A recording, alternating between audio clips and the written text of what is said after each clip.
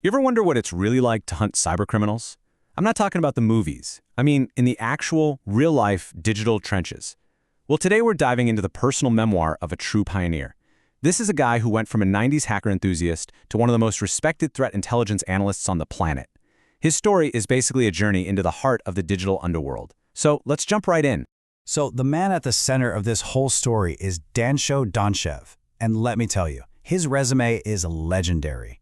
We're talking about a researcher who developed his own methodologies from the ground up, whose work has been featured everywhere from the New York Times to CNN. He's presented his findings to organizations like GCHQ and Interpol. I mean, this guy is, without a doubt, the real deal. And this quote? This is his personal invitation to us. Right from the start of his memoir, he sets the stage perfectly. You can tell this isn't going to be some dry, technical manual. Nope, it's a personal journey into a hidden world, and he's going to be our guide. Okay, so to really understand the expert, you've got to go back to the beginning. We're talking about the 90s, the real Wild West days of the internet, where a totally different kind of digital culture was just starting to bubble up. This is basically a time capsule. It shows you what the hacker scene actually looked like back then.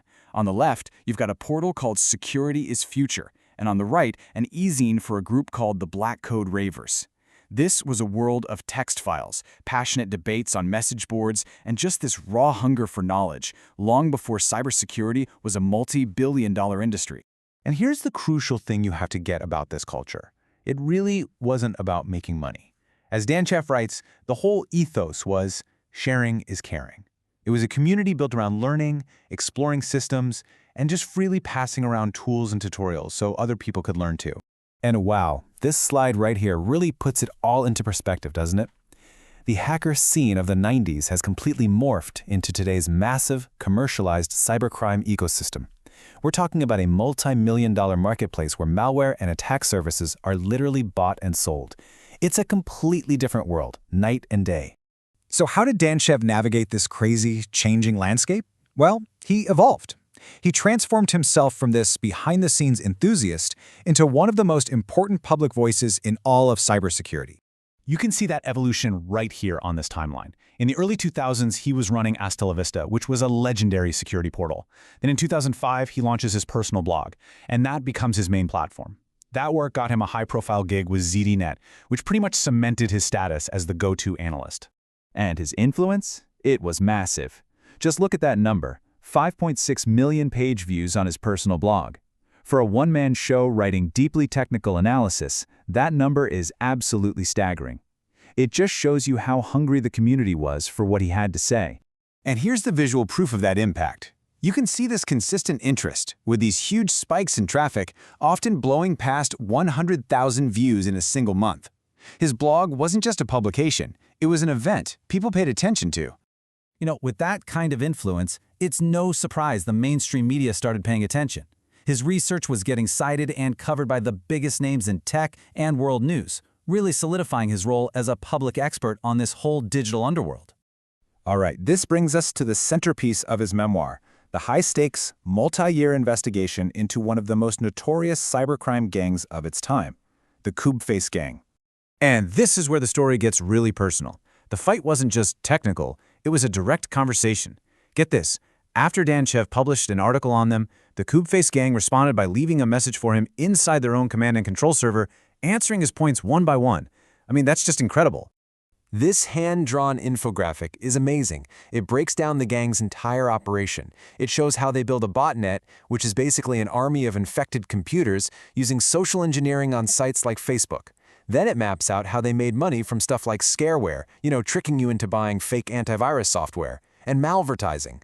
Danchev wasn't just watching them, he was mapping their entire business model.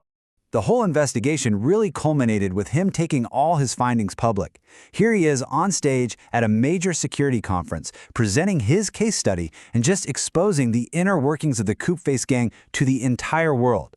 This is what turning the tables on cybercriminals actually looks like. So you're probably wondering, how did he do all this? What was his secret sauce? Well, the answer is a methodology that he really helped pioneer, and it's something anyone can start to understand. The key is something called OSINT, or Open Source Intelligence. Now, this isn't about secret government backdoors or classified data. It's all about the systematic use of publicly available information to piece the puzzle together. And this was revolutionary because it totally changed the power dynamic. It meant a single researcher could track a global criminal syndicate without needing government-level resources. And he breaks his whole process down into these 3 simple steps. First, you get a malware sample. Then you analyze it to see where it calls home, what servers and domains it's trying to contact, and then you follow that trail, connecting the dots to map out the entire criminal operation. It's digital detective work, plain and simple.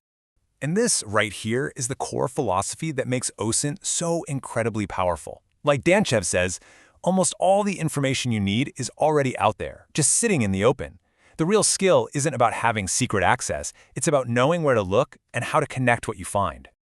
You see, Danchev's story is so much more than just a collection of cool case studies. It's really a testament to the power of one dedicated person to make a huge difference in this vast, often anonymous digital world.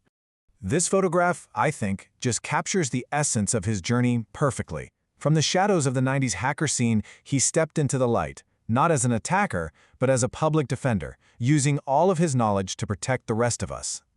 Ultimately, his legacy is that he helped create the entire field of modern threat intelligence as we know it. He showed the world that public data, when you analyze it the right way, could become one of the most effective weapons we have in the fight against cybercrime. And that kind of leaves us with a final thought, right? Danchev's story charts this evolution from hacker scenes to criminal businesses. But today we're facing state-sponsored actors and AI-powered attacks. The battlefield has changed all over again. So the question is, who's going to rise to meet this new challenge? Who are the Dancho Danches of tomorrow?